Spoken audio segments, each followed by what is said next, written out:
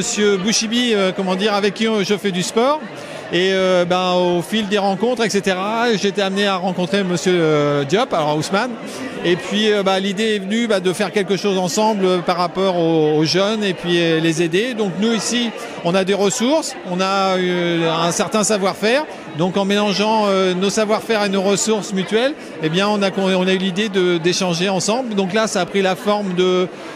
dons que l'on fait en matériel, d'ordinateurs, etc. Mais l'idée pour nous, c'est de se faire rencontrer les jeunes, soit en allant faire cours à Dakar, ou alors que les jeunes viennent ici faire cours. Enfin, il y a plein de possibilités, mais le partenariat débute que depuis cette année. Et comme l'a dit Monsieur Diop, il souhaite qu'il perdure l'année prochaine et j'en suis très heureux. Quand est-ce que vous pensez vous rendre à Dakar au Sénégal? Ah, quand Monsieur Diop il m'invite, j'y vais tout de suite. Et vous comptez inviter des jeunes du Sénégal, de lycée là, on va voir avec Monsieur Touré, qui est le directeur de l'association. Un partenariat, ça se construit en accord avec les différents partenaires. Et donc, on va voir avec Monsieur Touré et Monsieur Diop ce qu'on peut construire. On n'a pas de projet précis pour l'instant, mais l'idée est là et les fondations, elles sont là. Quel est le lot de matériel que vous disposez présentement? Comment? Le lot de matériel que vous disposez. Donc là, on a donné des ordinateurs et des photocopieurs. D'accord. Voilà. Ousmane Diop, ici présent, à cette clôture d'un an de travail et d'échange de partenariat avec l'association Déclic. C'est avec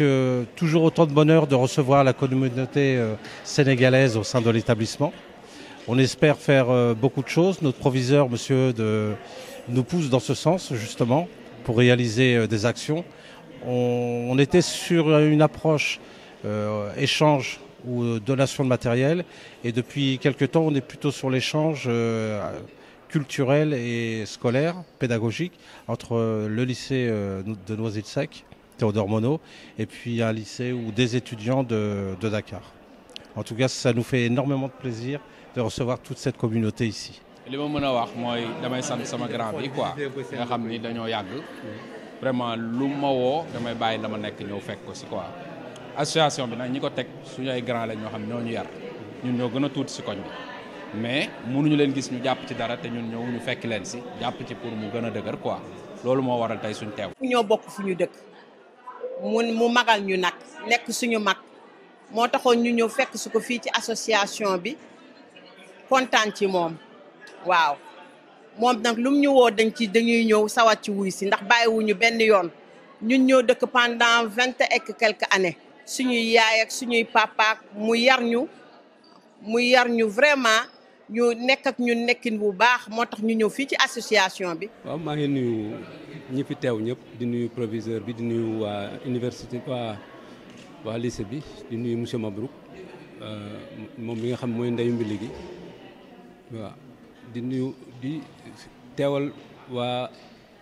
Déclic yëpp di ko dalee ci président bi ak membre association bi yëpp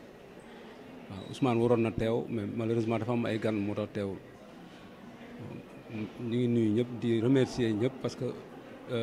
lycée bi dañu pare pour jàppale ñu ci ay projets yu bëri moo tax ñu woo ñu tey ci restriction projet yi pour ñu ñëw teew par rapport ak seen partenaires yi donc bu loolu amee ñun ñëpp ñoo ci war a jóg jàpp parce que HLM ñun ñëpp ñoo ko bokk ñëpp a bokk ndey ak baay donc dañuy ñaan yàlla ci li ñu jublu nii yàlla jàppale ñu ci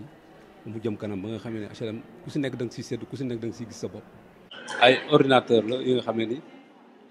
ordinateur yi ça fait presque 30 ordinateurs ak benn imprimante ak ñaari imprimante ak benn photocopieuse daaw aussi joxoon nañu ay ordinateurs aussi